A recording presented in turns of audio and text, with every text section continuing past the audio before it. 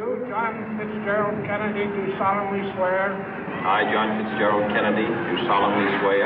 That you will faithfully execute the office of President of the United States. That I will faithfully execute the office of President of the United States. And will, to the best of your ability. And will, to the best of my ability. Preserve, protect, and defend the Constitution of the United States. Preserve, protect, and defend the Constitution of the United States. So help you God. So help me God.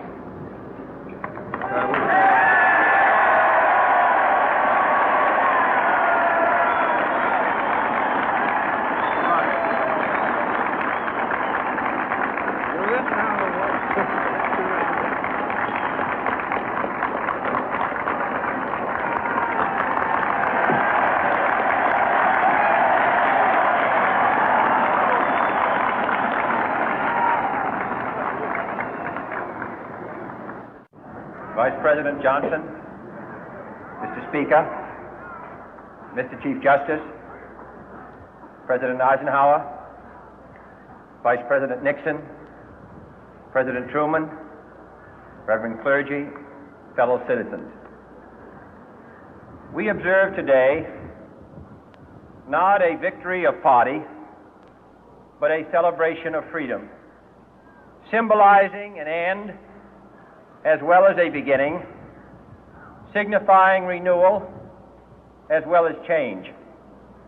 For I have sworn before you and Almighty God the same solemn oath our forebears prescribed nearly a century and 3/4 ago.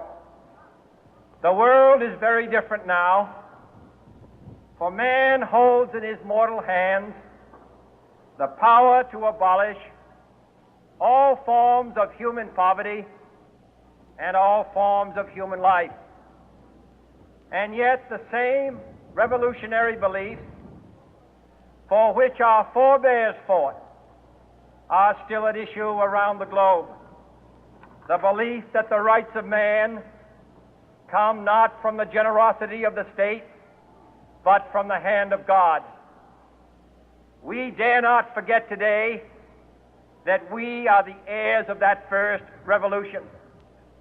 Let the word go forth from this time and place to friend and foe alike that the torch has been passed to a new generation of Americans born in this century, tempered by war, disciplined by a hard and bitter peace, proud of our ancient heritage, and unwilling to witness or permit the slow undoing of those human rights to which this nation has always been committed and to which we are committed today at home and around the world.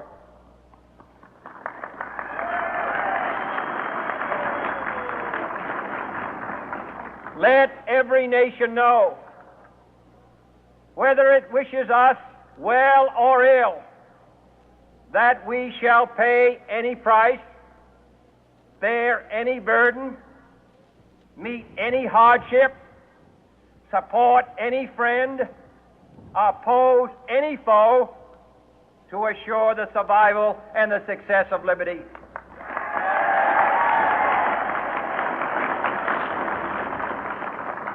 This much we pledge and more. To those old allies whose cultural and spiritual origins we share, we pledge the loyalty of faithful friends. United, there is little we cannot do in a host of cooperative ventures. Divided, there is little we can do, for we dare not meet a powerful challenge at odds and split asunder. To those new states whom we welcome to the ranks of the free, we pledge our word that one form of colonial control shall not have passed away merely to be replaced by a far more iron tyranny.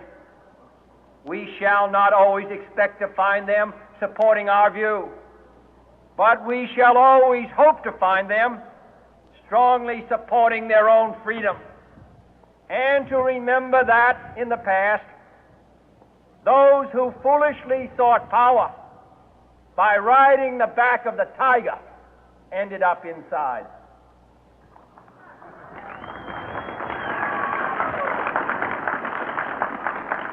To those people in the huts and villages of half the globe struggling to break the bonds of mass misery, we pledge our best efforts to help them help themselves for whatever period is required, not because the communists may be doing it, not because we seek their votes, but because it is right.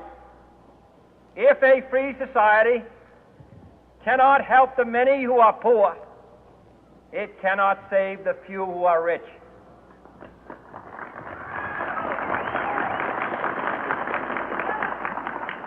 To our sister republics south of our border, we offer a special pledge to convert our good words into good deeds, in a new alliance for progress, to assist free men and free governments in casting off the chains of poverty. But this peaceful revolution of hope cannot become the prey of hostile powers.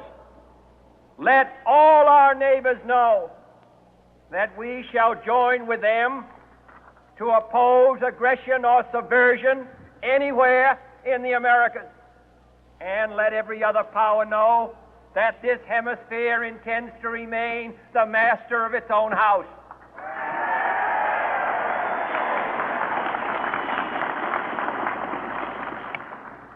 To that World Assembly of Sovereign States, the United Nations, our last best hope, in an age where the instruments of war have far outpaced the instruments of peace, we renew our pledge of support to prevent it from becoming merely a forum for invective, to strengthen its shield of the new and the weak, and to enlarge the area in which its writ may run.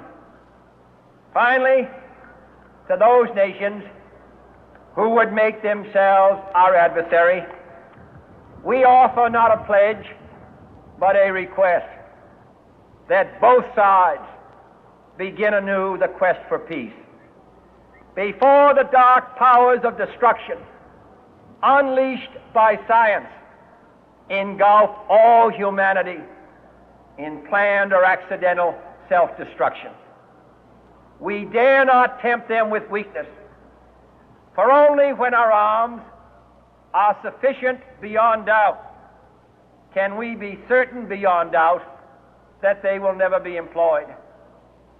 But neither can two great and powerful groups of nations take comfort from our present course, both sides overburdened by the cost of modern weapons, both rightly alarmed by the steady spread of the deadly atom, yet both racing to alter that uncertain balance of terror that stays the hand of mankind's final war. So let us begin